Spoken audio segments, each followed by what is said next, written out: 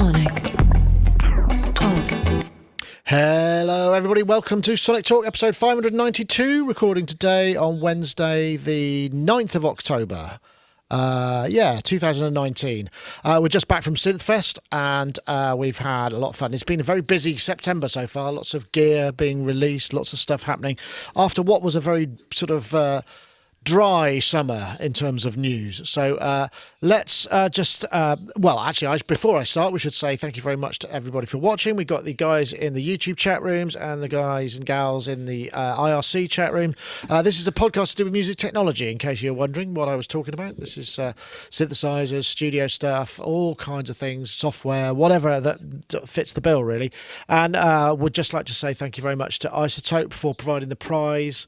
Today's show is Neutron 3, and I think there's a new Ozone coming out, and we're going to be jumping to that fairly soon, so stay tuned. But this week, Neutron 3 Advanced is up for grabs. We'll have details a little bit later on. And we'll move over to our guest, because we're flying solo. Gaz is flying solo this week. Gaz Williams, of course, music technologist, bass player, man about a town extraordinaire, and... We went to Synthfest together, didn't we? We spent the weekend hanging out in Sheffield, which was great, wasn't it? Indeed, and what a great event that is, and lovely to see so many faces there. That was fantastic. Lots of people who tune into the show, so that's always a great pleasure, and it's a very friendly event, and that's really nice. And I think it's just one of those joyful places where people are just so happy to share that, to share information. So it's a bit more leisurely than some of the other shows. It feels. It does. I mean, there's still loads to see. But I think there's not if you're holding a camera all day. It's not leisurely. But I mean, I know what you mean. The pace of it feels sort of less intense and frenetic than it is at sort of NAMM or Superbooth. Yeah, and it's just, I don't know. I think it feels a bit like a big club coming together, and it's a lot of fun. And there was loads of cool things there as well. People take fantastic things there. I mean, obviously the Colossus, my goodness, that's something else, isn't it? And seeing it for real as an actual object, thing. It's amazing, isn't it? And it's good because I did post a video with Tom, and admittedly it wasn't a full-on demo, but how are you going to demo something that complicated? I mean, it's really we were talking about. But I mean, he's saying that people are really interested. He's got lots of orders and pre-orders. It's going to work for him, and those sort of things can be a bit risky, can't they? So I mean, he's quids in, which is great. Yeah. Brilliant. He's made something for the ages there, something proper. And total hats off to him. He's made something that people will be thrilled to see in Synthfest in like 2050, That's very true. That is true, yeah. And also you can imagine it being kind of used in education. He was talking there, some people are sort of thinking, because I think when we talked about it, you could get 3 or 4 people at it at the same time. Yeah. Wow. So, I mean, brilliant. What a brilliant thing that he's done. And honestly, I totally, it's just breathtaking, the ambition in that, I think. Yeah, it was good to see that, wasn't it? And lots of people there. Big hit of the show, actually, was the Hydrosynth. Most people I met were going, I've just had a go on it, or I tried to, but it was busy, or have you seen it? And that seems to be the one that's causing the real stir. I know we've banged on about it, but it seems to be doing its thing, doesn't it? It's a funny thing, the digital era that we're in, and that just seems to be the right product for the right time, doesn't it? And at a great price, sort of at a price that people are kind of really, that idea of having that polyphonic aftertouch, I think, is a huge draw. We always go on about that, don't we? But I mean, I think the whole package comes together in a way. People were saying to me just how they just totally understand where they are, the navigation side of things, being able to just see that essentially illuminated map, and you can jump to any part of the signal processing. It kind of gets around a lot of the menu jump in frustration. Or menu dive in frustration. In fact, you think this is a very, very, very, very good interface. Absolutely. So I heard an interesting thing, actually, because we know that Glenn Darcy's been involved with the Hydrosynth, but is it Daniel, I need a surname, is it Stromberg, or one of the guys from Electron, one of the guys behind the Octatrack who left Electron? He's now is he? I thought he was. I know they had someone from Electron who was working on marketing, I believe. Oh, well, that may be sort of just hearsay. I should say this is something that I heard at Synthfest. So, right, okay. But I thought whoa, just to give the Hydra synth, it looks like it's, although it seems to have come out of nowhere, there's some serious brains behind that thing. Yeah, absolutely. But Synthfest, back to Synthfest, Nick, just that there was some really peculiar things there as well, wasn't there? I mean, I love it that people go to such effort to bring, to bring all those things. I mean, we did that little feature with Nigel Mulaney's Korg Sigma, which that's a nice little video. Yeah, that is. I mean, actually, most of our videos are up now. I mean, obviously, we did a bunch of interviews, which will be coming up. I would like to shout out for Sound Gas. I didn't get a chance to play this stuff, but I mean, they had they're kind of a synth dealer, and they had some really interesting stuff I've never seen before. And they're I mean, things that you're just going, what on earth is that? I mean, it's like real rarities and unusual things. I mean, that's something I'd like to explore a bit, but I didn't get a chance to talk to anybody there really. So. Yeah, I suppose we could cover a couple of things. Did you see this? Let's start with an actual product then, shall we? Let's take a look at this guy. So this is that even the right thing? That's not even the right thing. I think. Hey, also here at Synthfest, Expert Sleepers.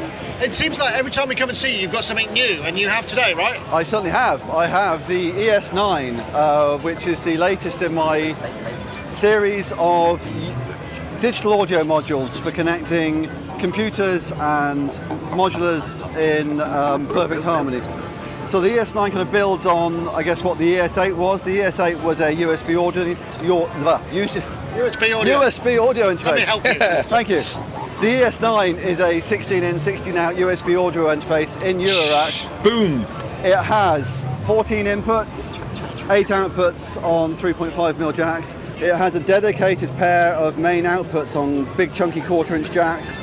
Wow. It has a dedicated headphone socket on a 1/4-inch jack, pair of SPDIF ports, dedicated yeah, all of that good stuff. And it's I mean, it makes a lot of sense. I mean, when we're talking to, because I mean, Expert Sleepers have been doing that thing for ages, and most of their stuff works on like at the very beginning it was just like a coax or a optical connection, and the difference is you would end up aggregating it with other audio interfaces to kind of get the control voltage out. But now he's just made one that's got enough I/O, all being DC coupled, that means that you can access it. And you can hook it up with I think it's the ES5, that's the expander. You can have up to 48 analog outputs on that system as well.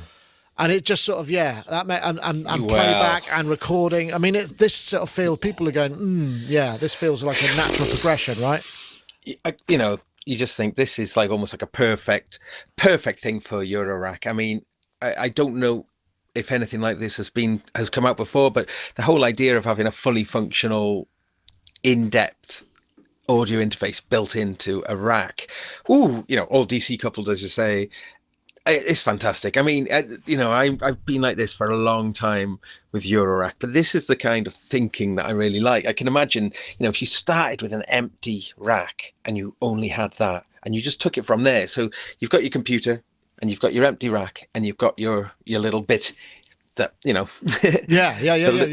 The little chap in between, and they can handle. And as you grow your rack, there's such amazing, complex potential there to grow from. I just think, wow. I think they've got it absolutely spot on with this. There isn't a master. There's a master headphone control. That's the only thing missing, I think, is a master mute button or something on there. All right. Just because I think what you'd have to do is, if you were going to use it live, you would still need some extra box with those kind of, you're having your master outputs coming directly out of it, just being able to mute. Well, you can return stuff and integrate. I mean, the thing is, as we've said with the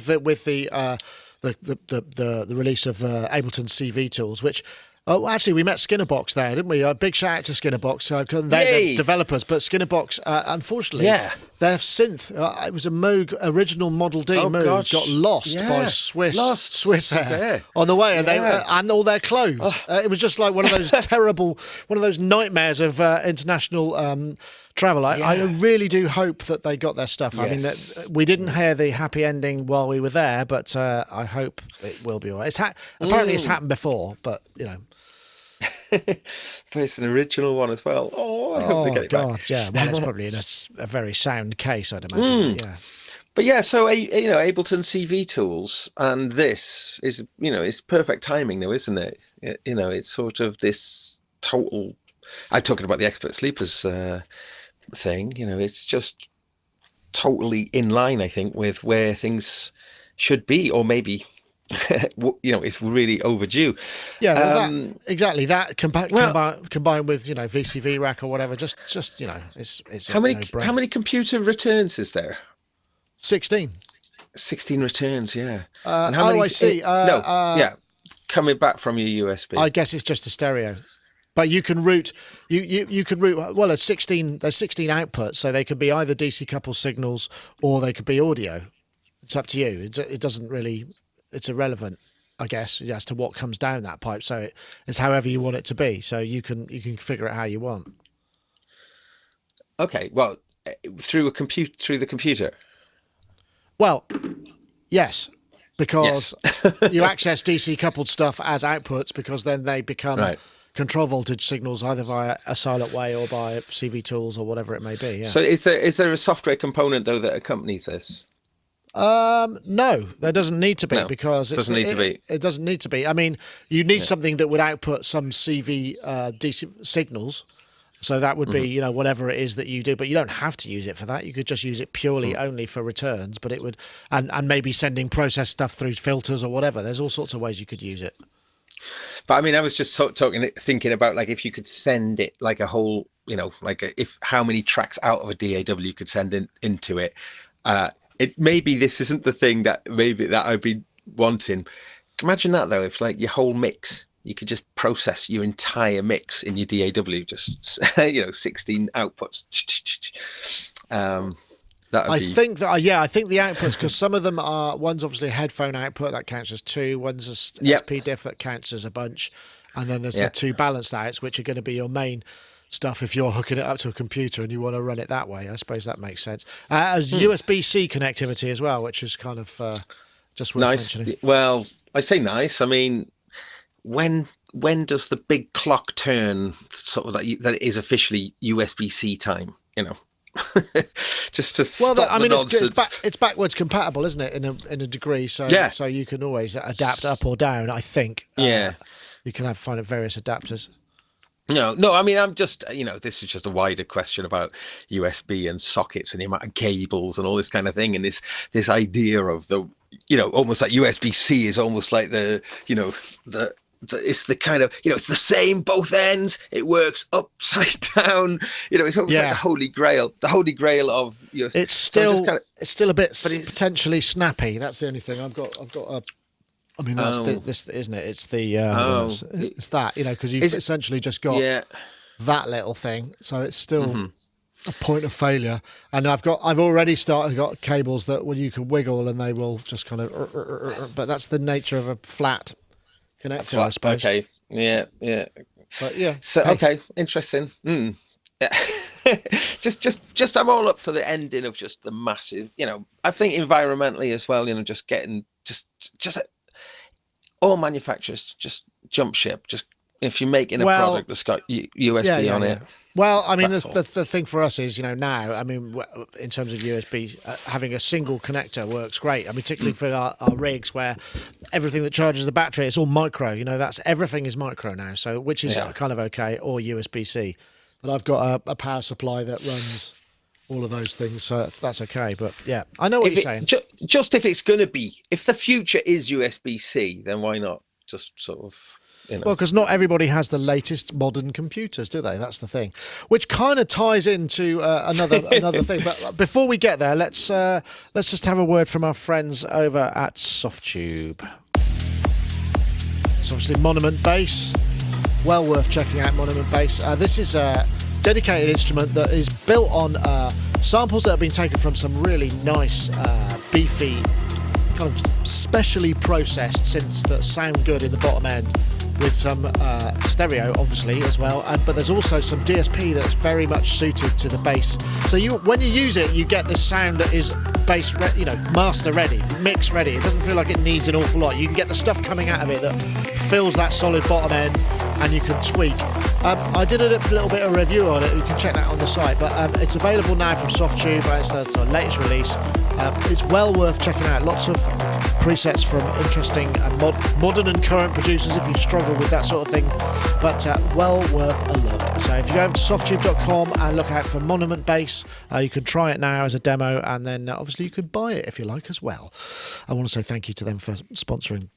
So yeah, okay, right. Well, I wanted to show you a picture before this. This is the picture that I'm going to show, which is basically just a desktop with a bunch of dialogues on it, which is kind of the opener for this one. And you've probably, if you've got any software or on anybody's mailing list, you're probably going to get an inkling of what we're talking about, which is the Apple Mac Catalina update, which is OS X update, which at the moment, pretty much unanimously, all the major DAW manufacturers, hardware, USB driver manufacturers, plug-in manufacturers, all saying, we're not ready, don't do it.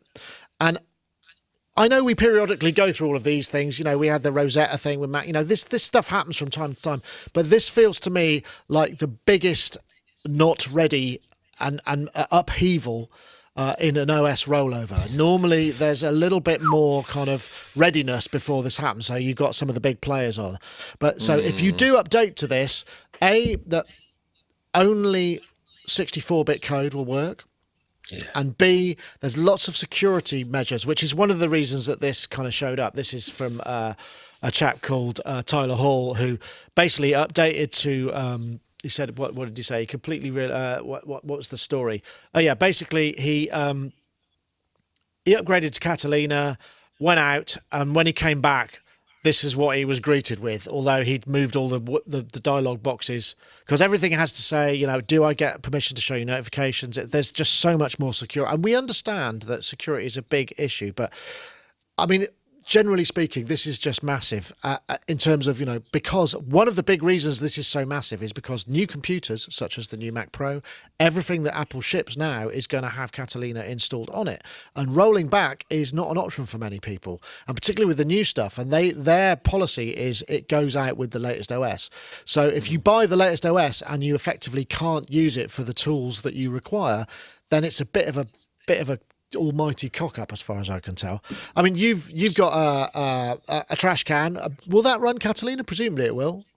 Yeah, no, absolutely. But you couple this with the USB 2 audio interface issues that modern Macs have been facing as well. USB 2 or USB 3? USB 2. Okay. Sort of older USB audio interfaces. There's been a lot of problems with getting those to run reliably with the latest generation of Apple computers. So it seems like another, that I thought that was I thought that was bad enough. So this is really, this is a massive issue, isn't it? I mean, I think a lot of people, well, myself included, really don't understand the consequence of 32-bit code being, so anything with 32-bit code doesn't function now. So from plug-in manufacturers or, software manufacturers' point of view, that can be an enormous amount of work. And of course, software that we bought 10 years ago, we kind of think everything is going to be just updated based on that initial exactly, purchase. And it can't always be. And this is a big problem because if you're a small manufacturer and somebody you bought something, you sell something to somebody 5 years ago, and then all the software changes. It means that you have to do an enormous amount of work, and people expect it free. It's kind of a bit of a drag. It moves resources away. But the other issue is, I actually got a call from Apple on Friday. They've taken it seriously enough now that what they've done is they reached out in that classic Cupertino management sort of speak to brief us, certain members of the press, or I don't know who else they talked to, probably loads of them, saying, this is what the situation is. And some of it was quite useful. One of the things that was useful, I'll just show you this actually. Catalina, if you do want to try and install it, and if you do, I suggest install it on a second hard drive. Do not overwrite your initial stuff. If you want to try it out, try it on another hard drive so that you can always roll back. That's the first big bit of news. So if there's something it has that you want, don't just do it and assume it's all going to be all right. But the other thing they said is the installer, when it runs, will scan your system for existing 32-bit code. I'm just looking for software. So if I click on software, let's have a look. I can't remember what it was I had to actually. Applications. Here we go. You click on applications. I think, isn't it? Yeah, it's looking now. I'll wait for it to write. Okay, here we go. So you can check if your stuff is going to do that, because when you click on applications, you can see this, and then there's this here which basically says, is it 64-bit? Let's see if I can do that. Maybe I have to go this way. 64-bit. Yeah, so is it 64-bit compatible? And it'll say yes or no. I think if we just go application name, yeah, some of it is, some of it is. So, for instance, able to live Suite 32, whatever. But that's not all it. I mean, that was a bit misleading because basically, even if you do that, that still doesn't mean it's going to work. That just means it's 32-bit code. So you've got to be very, very careful with that. And that's something I was trying to ask them. There is no central repository that Apple have that says, yes, we're ready. They did also, this is just general update information, they did also announce that the Gold Master has now been made. And the Gold Master, for those of you who are involved in software development or perhaps aren't, that's the point at which you send it out to the developers and they say, this is the one to work to. So a lot of people have been waiting for that, so they can't commit and say, we're no longer, we're not currently supporting Catalina. So now they've got it, it means that things will probably move on a pace and there will be those things. But the underlying message from Apple was, if there's something you really need to use on your system, check with the developer that it's going to work with Catalina. So, I mean, which is going to be a nightmare for everybody. So I just wanted to get that information out there. Yeah, and also, I mean, I'm sure most people know this, but the automatic updates turned on. Will that sort of instigate the installation process? Somebody told me that was the case. I would need to verify that because I don't have automatic updates on. But you do not want to come back and find your system has that's been what updated. I was just. I was. If you came in the morning and oh my goodness. So yes, so watch out for that one. I think it's probably just generally best to keep that off at all times anyway. But certainly now. But okay, Nick. So that was quite interesting. Were they? I mean, I suppose there's two ways of looking at this whole thing, though, isn't there? Is that the move to 64-bit, like completely, is, I suppose, it's got a parallel to the USB-C. Very important. Yeah, it's good. It's a good little thing. parallel to the USB-C sort of thing in a way, as like because Apple started putting USB-C ports only on their laptops a few years ago, which was really infuriating. It felt like it was too early. So it seems like they're kind of just almost like bullying their way through, yes, this will be the way, people will just have to adapt, this is how it will be from this point on. And I'm there's really two sides to looking at this, isn't there? Because we kind of, it flies in the face of the buy something, buy it for life kind of idea that like if you're going to buy like an instrument or something, you don't want it expiring. But this kind of world, this computer world, it seems to run by a different set of rules. But we keep kind of placing that, it maybe it's a good thing to keep this perpetual movement. I just don't know. I mean, and then it's the environmental costs of stuff, isn't it? This. Yeah, I mean, I think the thing is. What the reason I bring this up is purely because normally what tends to happen is they'll go, well, Adobe are with us, we've got Avid on board, we've got, there are usually a few ready to go, but it feels like nobody is prepared to say we support it yet.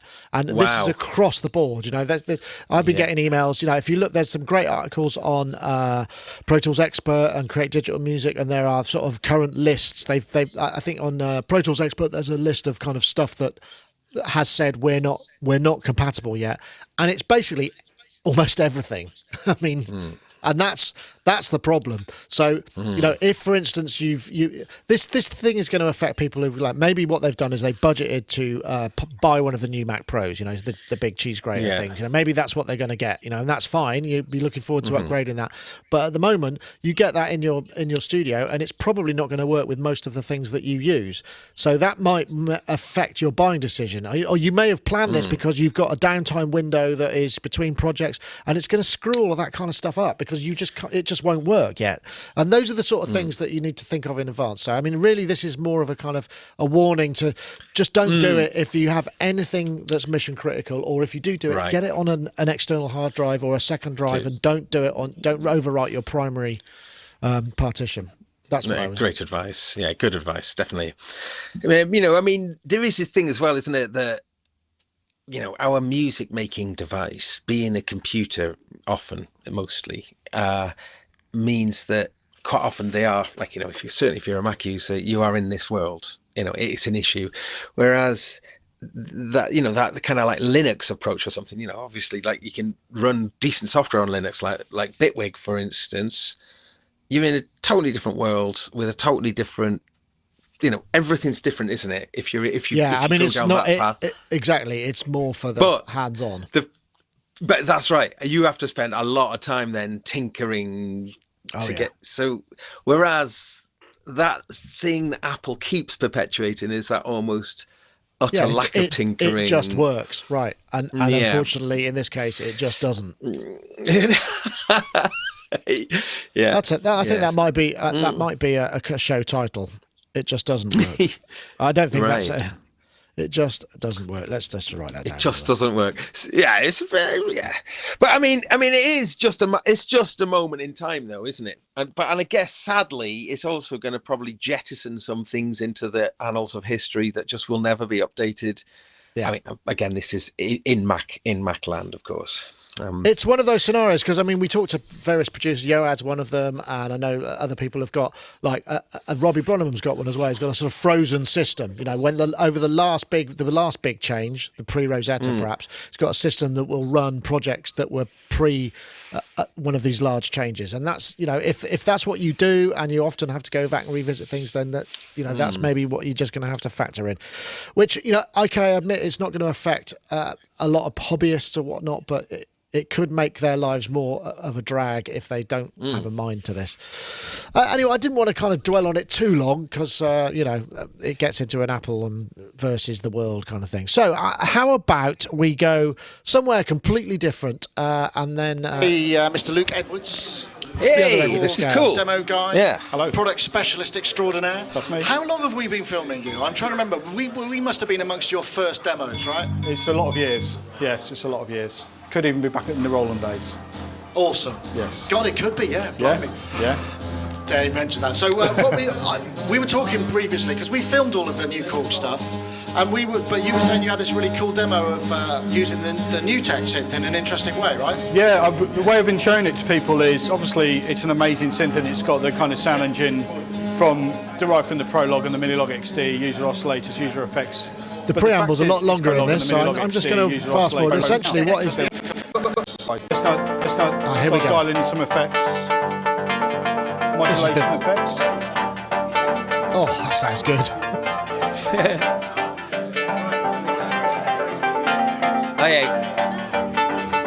It's got these stellar reverbs. God, hasn't it? Yeah. So let's go for a space. Anyway, the Nutekt thing, we've done a couple of videos on it from various shows. I mean, it's the little kind of DIY, almost snap together digital voice. So it's essentially the digital oscillator and the DSP from the Minilog XD and the Prologue. And, you know, I must admit, I didn't get all that excited about it. And then when I was speaking to Luke, it was kind of like, oh no, the effects, you have triple like you do on the XD. The effects on the Minilog XD are brilliant. And you can feed a stereo input to it and use it as an effects unit. And it's 99 quid or $99. And that was like a light bulb moment for me. Like, ooh, because some of those DSPs are really good. And this, again, it's sort of, it's feeding into this whole thing that we got into with the Hydrosynth as well. You know, this idea that kind of the DSP, the algorithms is where things are, interesting things are happening. And I think that this might sell quite a lot of Nutekt kits based on the fact that it's got access to those reverbs. I mean, I don't know if you've had a chance to play with it, because I've got an XD and I still think it's probably the best synth of the year for so far up until Hydrosynth. Right. Up until Hydrosynth. right. Interesting. However, this does look like a super utility. You know, it's really small. It can go. You could use it on anything, couldn't you? Just like it for 99 quid. It's a great little output stage for anything. To have. Like I was thinking immediately the Dreadbox Medusa, just that with it, I almost like glue it onto the side. Your stereo reverb for the Knicks, dare I say? Yeah. Yeah. Good. But I mean, it's brilliant, isn't it, for the money? I mean, it's like a really cool, super versatile, crazy little gadget. And I mean, I think from an effects point of view, it's a bit of a no-brainer. I mean, what I was curious about, though, I mean, because it's ugly, isn't it? I mean, it is an ugly looking thing. Yeah, it's just it's sort of very bare bones. But because it comes in a kit, I wonder how easy it would be just to mod it into like a really cool, funky little, just like little, like you can get casing for Raspberry Pi, really funky casings on the Raspberry Pi. Yeah, that'd be cool, wouldn't it? If someone you could jack up so you ended up with 2 mono inputs, for instance, or quarter inch perhaps. Yeah, so just a little casing, and you just pop that little thing in. There we go. Someone out there. That's a good little idea. Because I'm also just looking to see what the MIDI specification is, how much stuff you can automate. So because we've only got those 3 knobs. So if you had like things for because you can access, I think you can access quite a lot of the parameters over MIDI. So you could have parameter control of the effects and stuff. The other thing that people are saying in the chat room is unfortunately, you can't route into the filter, which would be nice. And was it somebody was saying about being able to take the oscillator out and in and whatnot. And also, let's not forget, you can update the DSP effect. You could buy or develop, if you're really up for it, third-party code that will create effects in there. And I think there are 16 slots, I think, in the DSP that you can load to yourself. It's starting to it makes sense. It's making sense because of that level of integration that I think is there. Yeah, I mean, again, just like will it respond to aftertouch and over? I'm guessing it would, wouldn't it? The synth engine. I'm not sure. I'm just looking for the manual at the moment to see what's programmable synth kit. Okay, well, just for page not found. Really, good lord. that seems a bit. Is it available to buy now though? I think it's going to be. Maybe that's why. Maybe it's Nutekt. Here we go. Let's find it. So Nutekt. Oh, how embarrassing. No, it's not available to even peruse. Okay. There's a 404. I don't know why I'm blushing. It's not my website. Yeah. I feel for them. But yeah, it just seemed like a really cool little tip. And I just thought, because I was thinking, I like Luke. But I just thought, new to NTS1, what do I need to show that for? But then he said, check this out. I was like, yeah, that's a great little story. So yeah, it's called Nutekt though, isn't it? And I think part of the idea of that is that you can probably use it in ways, it's, as a product, it's a bit harder to kind of figure out what it is. I think like when I first saw it, I was a bit blasé about it, but it's just like a digital monitor. I really want one now. I just really want one now. So yeah, I'm not so interested in the synth voice, but the effects. I mean, I've got the Minilog XD here. And it's funny. Effects, I think too. For me, I think the effects is the big selling point. Can you scroll through those? So there's like there's only 2 parameter knobs on there, isn't there? But with the effects, presumably you've got fully programmable. You can get through pages of parameters. I'm desperately trying to find information on it. I tell you why I ask this. So, like, some of the effects on Gadget, for instance, they sound really good, but are very limited in terms of it just gives you very, just like 2 parameters usually per effect. It seems to be working now. There we go. So, so you get 3 knobs, and then 3 knobs. But each button, each effect has a dedicated button. So you press that, and the 3 knobs will then affect that. And I think. It's like there are 3 parameters, aren't they, which are MIDI mappable, I believe. Let's have a look. I'm just trying to see specifications. I'm looking for what I want to see is the MIDI. Included. I'm looking for because I want to see the MIDI spec on it. Official manual. Oh, here we go. Sorry. No, it's not there. But I guess it's not for sale. Anyway, that was a whole lot of time to find out that there was really nothing to see. Well, I do beg your pardon. Yeah. But yeah, how moddable is it then? Is there's no moddable? It's like I imagine, but a lot of it's digital, so I suppose it's going to be harder to mod. But there was that little sort of that little kit that came out that you could get, or I think it was for the developer kit. You could develop stuff for the XD, couldn't you? Can you port that stuff across into it? The stuff you develop? Yes, I believe you can, but I'm not entirely sure how one goes about it. I think it's a C++ environment. It's not sort of you have to be a proper coder, I think. Sure, but then there's a big repository of stuff outside of what it comes with officially, and that you can port in, like the organelle type thing. Is that right, or am I barking up the wrong tree with this thing? Sorry, say again. Like the organelle, you can port loads of stuff from PD stuff into it. Oh, I know. I don't think it's pure data or anything. It's no, I know it's not. I know it's not. But just like that Joe Public are able to develop stuff for it. I would. Yeah, I don't know whether or not you have to register for the SDK or Log SDK. Let's have a look. I'll click that Log SDK. The SDK. Yeah. Oh yeah, it looks like you could just download it and the SDK. I know the API programming enter blah blah blah blah. Yeah.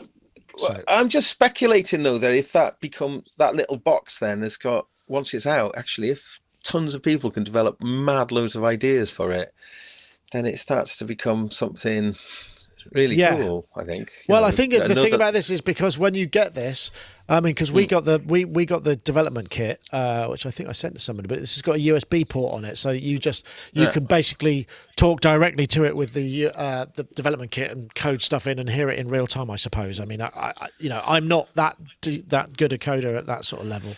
I know nothing more, but yeah, I think you're right. Let's have a look. We should probably say let's just have a little word from our friends over at Isotope, because you can win a copy of Neutron Presenting 3. Neutron 3, the modern way to mix. Bring your workflow into the 21st century with 8 modern mixing tools, all at your fingertips in one mothership plugin. Starting a mix can take a while, but with the all-new Mix Assistant, Neutron can listen to your audio and quickly suggest a custom starting point for an individual track, or set levels for your entire mix. Shape sounds like never before with the new Sculptor module. Match audio to a target sonic profile and instantly sculpt it to sound more like itself, or like something else completely. Reach out and touch your audio with Neutron's immersive controls and visualizations. Neutron 3 comes equipped with Visual Mixer, a tool to help you effortlessly manipulate the landscape of your mix. Neutron 3, the modern way to mix. Indeed.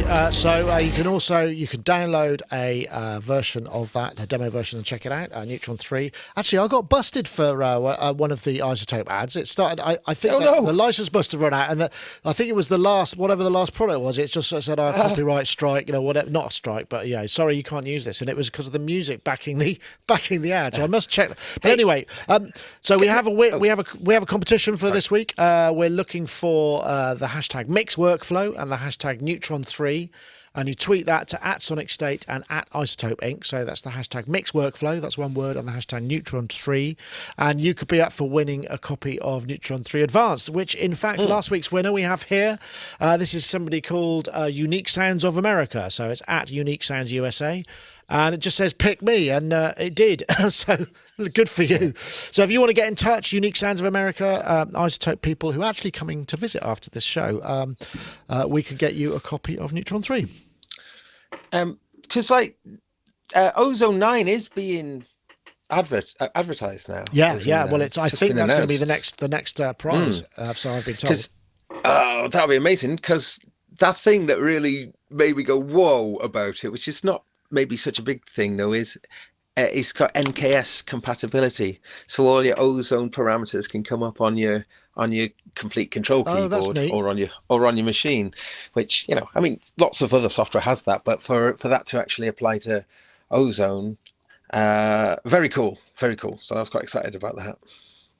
Yeah, well, that is actually quite handy, because I know those things do make a bit of a difference, because a lot of people, that's the thing. I mean, you know, that when Native Instruments brought out those complete control keyboards, there wasn't much you could use. It was very closed, whereas now it's opening up, and those things are making a lot of sense. So, well, you know, like something like ozone, for instance, if you've got just your hand on a control, got your eyes closed, and you're just listening, and you're just really focusing, and because you've got your hand on a knob, you know, it's just I'm always sort of trying to map things for it. So just for it to be pre-mapped to a device that's directly in front of me is super exciting. I think that makes a lot of sense. I mean, I've talked about this. I've talked about this before as well. The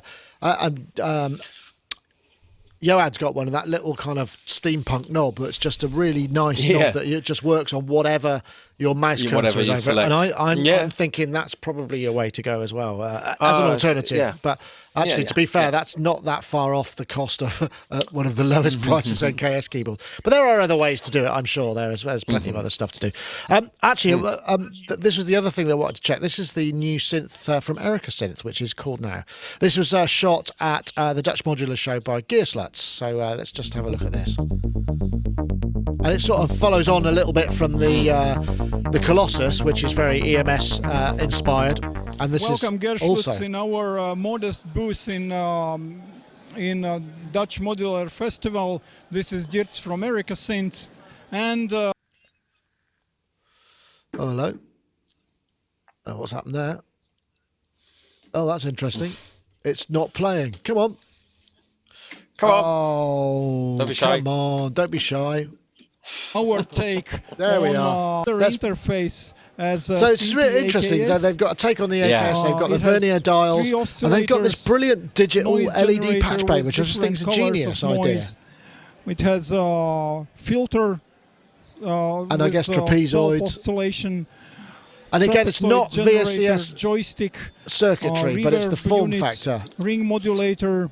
When we added all, I don't know. I like this one. It's €2,500, which actually, when you think about it, the original. Certainly, when I first was looking at getting an EMS, well, I was a Putney VCS3. They were about £1,800 UK, and now they're massively expensive. So I mean, obviously this isn't the same thing. I don't know if it's got the spring reverb on it, but I just thought, what a nice, you know, they're starting to mine the EMS style book as well. That's the thing that looks good with this, and I think they're going to be. When was they're going to be out next year? €2,500, which seems, I think that seems kind of reasonable-ish. I suppose it's still a lot of money, but I don't know. VCS 3 speakers in it. There's speakers in it too. Yeah. Just like the original. I mean that is cool. I mean, you know, it's the only keyboard where it's cool, isn't it? To have built-in speakers. The only synth. Well, actually, the 2600 as well. I think it's cool to have the speakers as well. They're things that let's not forget the Volcas, Gaz. Actually, for the same reason though, they are little self-contained little worlds, and the fact they can make their own sound just kind of, you know, enhances that aspect. But when you said about the digital matrix, I was initially thinking, but I was lucky enough to borrow a VCS3 for a few months, and I had loads of fun with it. And but it's like the battleships kind of, you know, just going in with the pin, just going, right, what's this going to do? That's a huge part of that form, you know, of the fun, though, I think. But so how does this work then? Are they just buttons? How does it work? I'm looking, I think what you do is you just basically, it's like Etch-a-Sketch, you know, you dial, you move, one knob moves up and one knob moves down, and then you just presumably one of them maybe presses it, and it makes the connection. I don't know whether or not, because I think, what's the synth that's got the same kind of vibe on it? It's the... I reviewed it quite recently, where you dial in an amount. God, what was it? Come on, brain. My brain is not engaging at all. It's the Arturia Microfreak, where you essentially go sort of along and down, and then you click, and then you have the amount. So you can. Like it's the very Matrix. easy to make those connections. It's a nice paradigm for Okay. patching like that. Okay. Right. Yeah. So, but I mean, this does look really nice, though. And what do you call them? The dials, vernier dials. They are The vernier oscillator. dials, yeah. So Vernier, they have lovely things. They're geared effectively, so you get a small movement on the inside, a big movement on the inside dial moves it a small amount on the outside dial. So it's a bit annoying when you want to move a really long distance, but and the originals would have had little locks on them as well. On the you get ones, and so you tighten them up so that they've got a clicker, so it doesn't move. You can get it absolutely stick on, but I guess this doesn't matter so much now for those things. Nice. Is this available now? Then is it?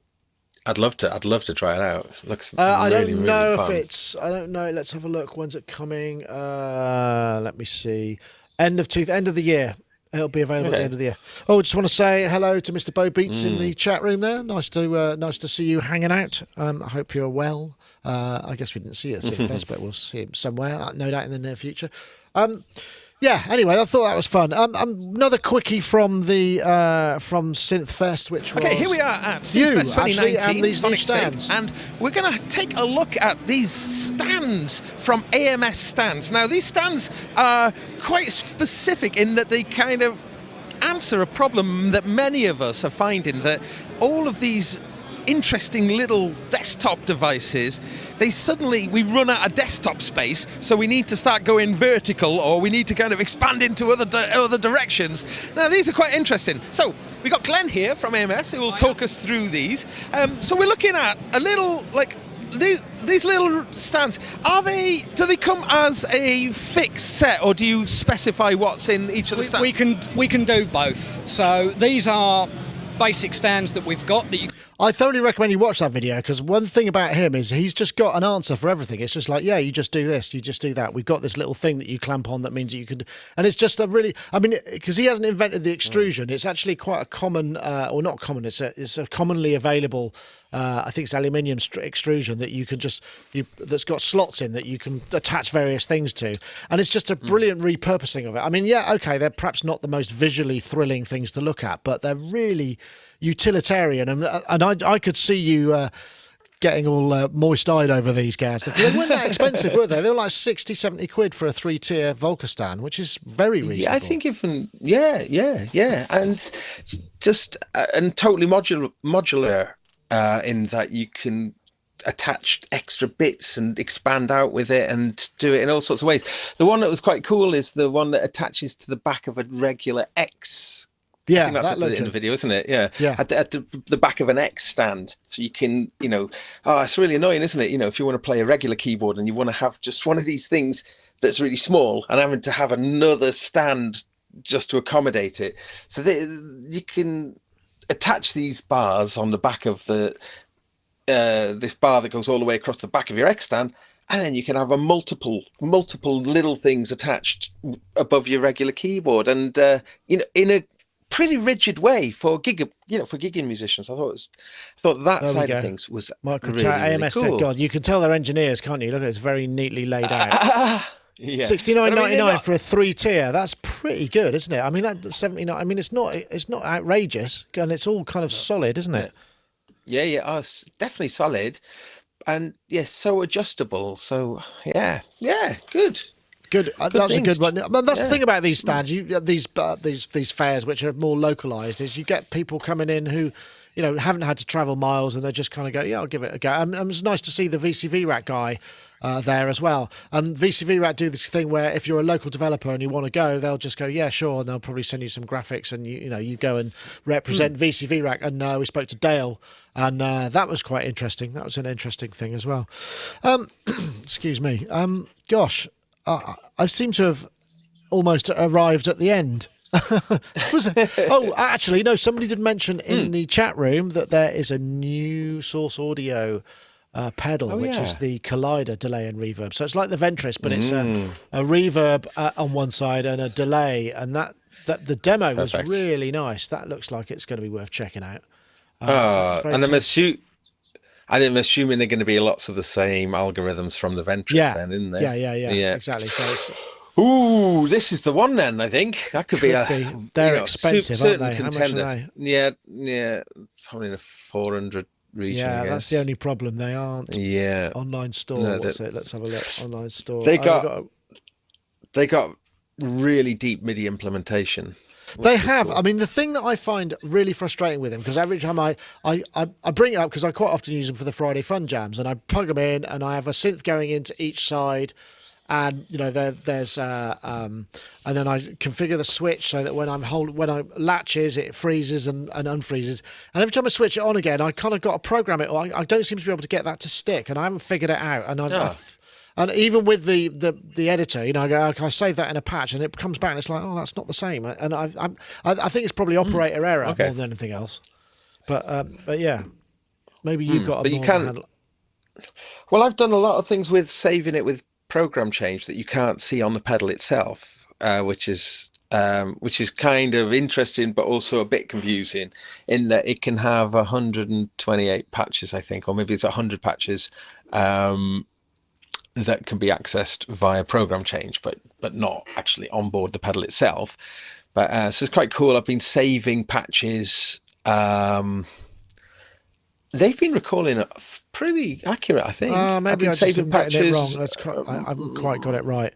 One thing we'll say, NeoRev in the chat room says $350 US dollars for Collider, which is going to be probably around about the same then in pounds, isn't it? So, yeah. But I mean, there is something. I mean, you've got all these controllers and stuff. I mean, their stuff just is really nice for performance. It feels like it's more of a desktop thing. I mean, yeah, you can put it on the floor and stomp on it, but it feels like you wouldn't want to do that with a $350 pedal. You want it up where you can see it, Yeah. Well, I've been really seriously considering getting the Nemesis, the delay one, which is in the same sort of range, I guess, as the Ventris. But this one, it being both in the one, just makes me think, oh, that's nice, because you can do that neat thing with freezing stuff, can't you? You can like freeze one, have the other one play, unfreeze one whilst you freeze the other one, and sort of swap. So yes, it is. Has it got looper in it? It's a good question. It just says analog, digital, tape, reverse, oil can. So okay. Blah, blah, blah, but I mean, blah. If you can grab a bit of like infinite repeat somehow, and then start manipulating the reverb. You think you can freeze the delay as well? Can you? Well, so I was just wondering. Because what's the other thing? The Dreadbox Hypnosis does that delay freeze, which is really nice. Yeah, that's lovely. Yeah, it's a lovely effect. Yeah, if they do that, I guess it could, because it's just DSP, isn't it? I mean, they could. Yeah, no, I think I'm assuming, and then you can configure the pedals to do things like when you turn them on and off, or if you long press them, you can. They're neat. That, I mean, although a lot of pedal manufacturers are kind of cottoning onto that now as well, isn't it? That actually, yes, if you are a pedal manufacturer, clunk switches don't work for desktop users. These sort of soft touch, it's like sometimes if you got it on a shelf and pressing clunk. But yeah, I know what you're saying. The shelf goes boing, and everything slides down towards you, and then you're suddenly holding all your Volkers up. Yeah. I'm sure you've had that happen, Gaz. I have a feeling that's something that's happened. Yeah, you got to screw both ends of your shelf to the brackets. That's the answer. All right, I'll try and remember that. But yeah, but anyway, about that pedal, is it available now? I mean, I'm going to check that out straight away. Collider and delay. I think it says buy now. I'm clicking on it. Okay, that's cool. I haven't. It says do that and then send the address to me. I don't see it actually. Okay. I'm trying to find. I don't think so, but there's probably a news item on it somewhere. Oh okay, my God. But then again, maybe buy 3 Nuteks instead, and just sort of like daisy chain them. That's not a bad thought. I don't know. There isn't a freeze in the Nutekt reverb. There is in the Hydrasynth. Right. So, but I'm sure this sort of thing. Presumably, you just make it, don't you? You just go, okay. If you're a DSP programmer, just make one that does what you need it to do, right? Well, that was the one thing. So people in the chat room were really helpful and said about yes, you can upload your custom oscillators into the Nutekt, but I wasn't sure though if you can do effects or if the effects are just like preset. No, you it's can. just the You can. oscillator. You got 16 slots. You can. You got 16 user slots for DSP algorithms. I mean, there's not much code to play with. I mean, it's a tiny amount of code, but yes, there are definitely. Yeah. So there. Okay. Interesting. Be interesting to see if that. Oh, sorry about that Nutekt though. If it will generate a little cult following. Well, I can imagine, like you say, if it gets put in a case that's handy. I mean, all it takes is a case, the right case. I mean, as I find, if I find the right Raspberry Pi case, it'll work. Although I have to say, I've been waxing about my my Pi 4, which is in a little case with a screen, a touch screen, and it's really good. And it's because the Pi 4 has different connections. The touch screen's on the. Yeah, so that's the touch screen. So this costs 25 quid, right? And it's got a touch screen with a touch screen. With a touch screen, and it's got a fan. But the problem is, you have to have these little things. You have to have them because I put this on top of a metal surface and a power supply, and it has to have a fan because these things run seriously hot. And it kept showing this kind of like error thermostat exploding thermometer. It needs to get the air. I had to blow on it for ages to get it to cool down again, so it's not quite as perfect as that. I don't think the Nutekt suffers from anything like that. I'd just like to add it was just these custom cases. But this is the first case I found for the Pi 4 that is a screen and a fan. It doesn't give you an audio socket? I can't remember. Does it have an audio? Doesn't have an audio socket on there, does it? Yeah. It has an audio socket. It's like a 3-barrel one, audio in. No, it's not. It's not. It's also got 2 4K HDMI outputs. 2? Yeah, 2. And USB 3, 2 ports, and a gigabit Ethernet. That's why it runs so hot, because it sucks a load more power. But it's got gigabit Ethernet and it's got USB 3. The file transfer speeds are much better on this thing. Anyway, but you could run that off a battery, couldn't you? Like off a phone battery. Oh, I'm not sure. Maybe. I think it pulls probably quite a lot more juice because it's a USB-C connection. I suspect it will, but it might be a little less long-lasting, shall we say? So yeah, it's not as. But hey, whatever. So it's only slightly modified one of them that's got an audio input and output. With that touchscreen, makes the Nutekt look a bit poncy, then, doesn't it? If you think about it, for the price. Well, yeah, but I suppose. But the thing is you still need it to be able. There's a specialised DSP in those guys, which is suited for more real-time processing. So I don't know kind of quite how much processing you'll get on a Pi 4 is pretty pokey, but. I don't know what you'd have to where those algorithms would come from. You need to know what you're doing, and clearly I have got no idea. When it comes to that sort of thing. And I mean that Nutekt is going to run super low latency, isn't it? Yeah, of course. Okay. Yeah. Red Walks in saying I need cryo cooling and dry ice cooling. Yeah, that's kind of almost. You're not far wrong. Actually, it does get very hot. Anyway, that sort of rather rambling draws an end to the show, I think. So I want to say Gaz, thank you so much for joining us and stepping into the breach. And I think we had plenty to talk about, right? It was all right. Oh God, yeah, no, absolutely. I mean, God, we could talk for days, man. There's no problem. I'm sure there. we could. What you got coming up? What's happening in your world? Oh gosh, a whole bunch of stuff actually. It's a whole caboodle. Well, a lot of studio stuff. Some stuff I can't really talk about. Not so much live stuff at the moment, which makes a change. I'm going to be part of a panel in the. That's in the next month in the Audio Developer Conference in London. So if anyone fancies going along to that, I'm not sure what day we're talking about. Is that the one? I think is that the one that's got a bit of a show attached to it as well? Yeah, it's like the Juice. Yeah. Oh yeah, excellent. So, I think I did one of those a little while back. That's good. That's a good event. I'm looking forward to that. That's going to be really interesting. Getting to meet loads of people, lots of developers, which is good because I've got some ideas. And yeah, what else? Well, we've got some reviews coming up. We some sure really have. exciting ones, actually. Yep, some which new I'm stuff. excited about. And we've got we got our series.